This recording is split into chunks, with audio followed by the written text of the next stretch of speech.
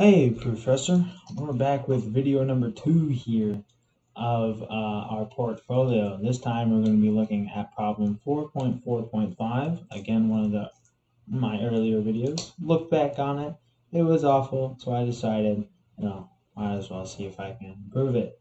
And rather, this isn't a problem, but more of a table. And here, I'll just show you.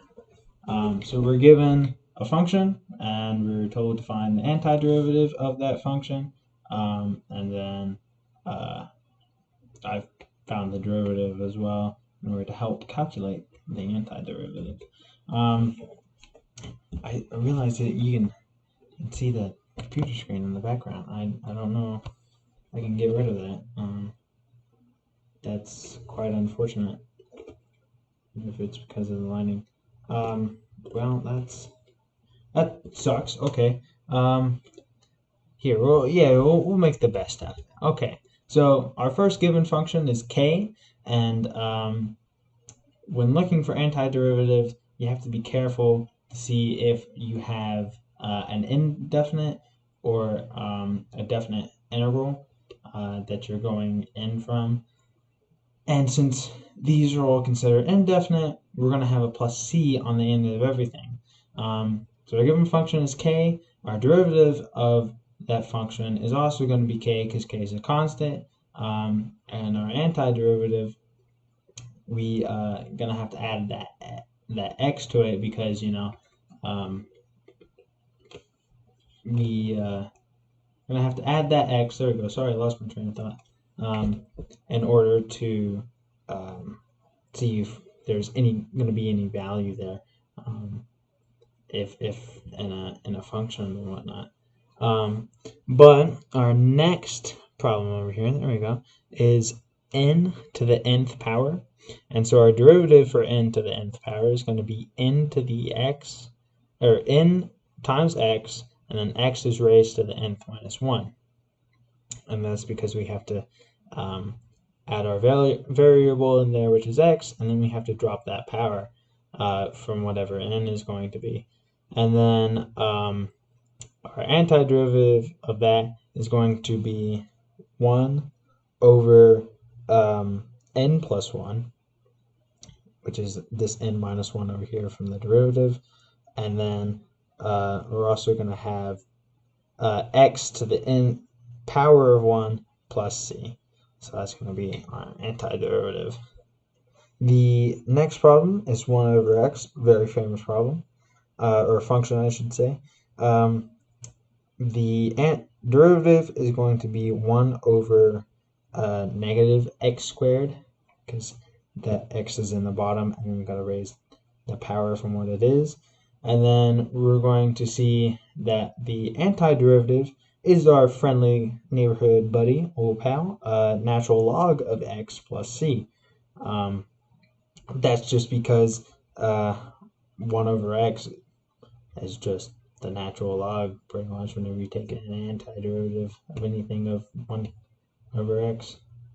And then our next function here is sine, and of course the derivative of the sine is cosine, and then the antiderivative going back from cosine is going to be negative cosine plus c.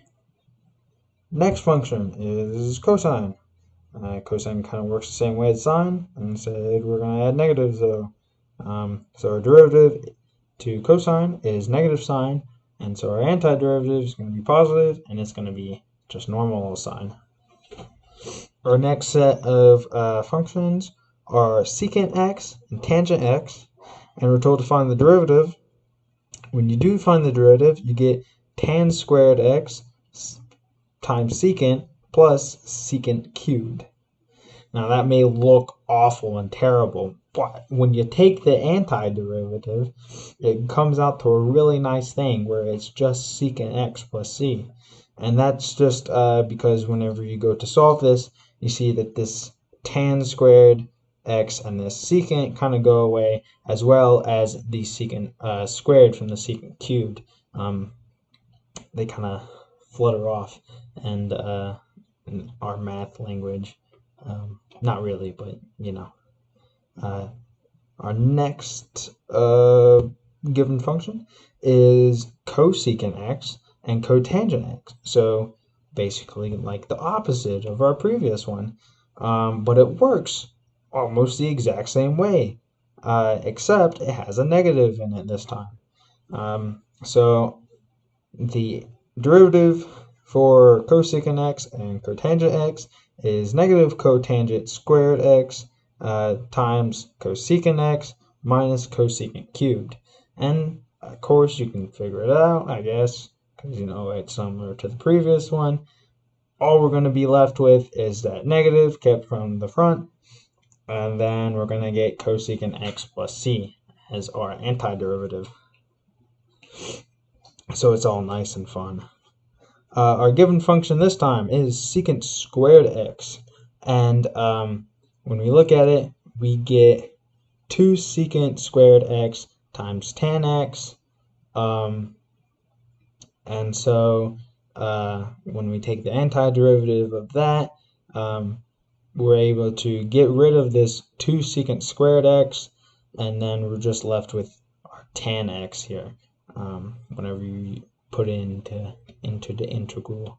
For the next one here, basically going to work the same way, except this time it's cosecant. So we're going to have cosecant squared x. That's going to turn into negative 2 cosecant squared x times cotangent x. And then we're going to get, as our antiderivative, negative cotangent x plus c. And so next is our friendly old buddy old pal, e to the x. E to the x is really simple because it's always just going to stay e to the x. So our given function is e to the x, derivative is e to the x, and our antiderivative is e to the x, but since it's indefinite, you got to add a constant, so it's e to the x plus c. So not too bad with that one. Our next one is a to the x power. This one's a little bit different. It's kind of similar to n to the nth power, just a tad bit different though. We see that instead our x gets moved to the front instead of the x carrying the n, like the n minus 1 with the a. So our derivative here is going to be x times a to the power of x minus 1. And then so we got to take the antiderivative of that. So we get 1 over ln here, and then that's gonna be multiplied by that a, and then this comes out over here, and then we get a to the x, and then we got to add our constant, so it's plus c. So not too bad with that one. Our next one is very, very famous function. It's 1 over 1 plus x squared. And I know you recognize that because, well, you told us to recognize it. But so we take the antiderivative of 1 over 1 plus x squared, and we get negative 2x over 1 plus x squared squared. So it squares itself again because we got to add a power. And so when it does that, it gets that extra squared. And then we take the antiderivative, and when we do that, we get our another friendly good pal, arctan over here. And since we got to add that constant, it's going to be arctan plus c. Then for our last one, we have 1 over 1 minus x squared. And then that's all in a square root. So slightly different than the arctan one, but pretty similar. So whenever we take the derivative, we get x on top, and then our square root will go away. We raise the power, so that's why we got that 3/2 out here. So it's going to be x over negative x squared plus 1 raised to 3/2. And so because of that, whenever we take the antiderivative, we get arcsine. So that has been our little fun board of given functions, derivatives, and antiderivatives. I was hoping to make this video, wow, you can't see me, this video a little shorter. I hope it didn't take too much time, especially with me rambling on about different functions and whatnot. But you're a math teacher, so you'll have fun with it. And so, as a reflection, I hope this video did well, better than the first one. And yeah, I'll see you next video. All right, adios.